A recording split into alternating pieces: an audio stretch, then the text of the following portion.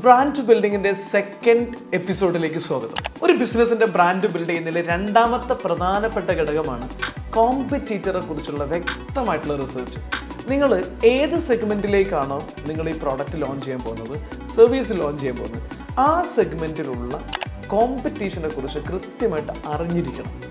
കോമ്പറ്റീഷനെ കുറിച്ച് അറിഞ്ഞിരിക്കുക, കോമ്പറ്റീറ്റർ എന്ത് ചെയ്യുന്നു, എങ്ങനെയാണ് അവർ ചെയ്യുന്നത്, ഏത് രീതിയിലാണ് കസ്റ്റമർക്ക് അവരിൽ നിന്നുള്ള റെസ്പോൺസ് കിട്ടുന്നത്, അവരുടെ കസ്റ്റമർ എങ്ങനെയാണ് പെർഫോം ചെയ്യുന്നത്, എങ്ങനെയാണ് കസ്റ്റമർ അവരെ കാണുന്നത് തുടങ്ങിയ ഒരു A to Z കാര്യങ്ങൾ നിങ്ങൾ എത്രമാത്രം കോമ്പറ്റീറ്ററെ കുറിച്ച് അറിയാൻ പറ്റുമോ അത്രയും ആഴത്തിൽ നിങ്ങൾ പഠിക്കാൻ ശ്രമിക്കുക. കോമ്പറ്റീറ്ററെ കുറിച്ച് പഠിക്കുന്നത് സാധാരണ രീതിയിൽ അയാൾ തുടങ്ങിയ എല്ലാ പരിപാടികളും കോപ്പി ചെയ്യാൻ വേണ്ടിയിട്ടേ അല്ല, മറിച്ച് അയാൾ എന്തൊക്കെയാണ് നല്ല കാര്യങ്ങൾ ചെയ്യുന്നത്, എങ്ങനെയാണ് ആ ബ്രാൻഡ് സക്സസ്ഫുൾ ആയിട്ട് അയാൾ ബിൽഡ് ചെയ്തിരിക്കുന്നത് എന്ന് അറിയാൻ വേണ്ടിയിട്ടും അതോടൊപ്പം തന്നെ അയാൾ ചെയ്യാത്ത കാര്യം അറിയാൻ വേണ്ടിയിട്ടാണ്.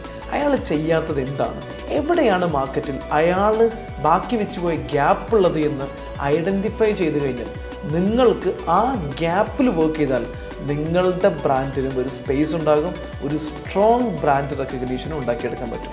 അതുകൊണ്ട് തന്നെ ബ്രാൻഡ് ബിൽഡ് ചെയ്യുന്നതിൽ രണ്ടാമത്തത് കോമ്പറ്റീറ്ററെ കുറിച്ചുള്ള ആഴത്തിലുള്ള റിസർച്ചാണ്.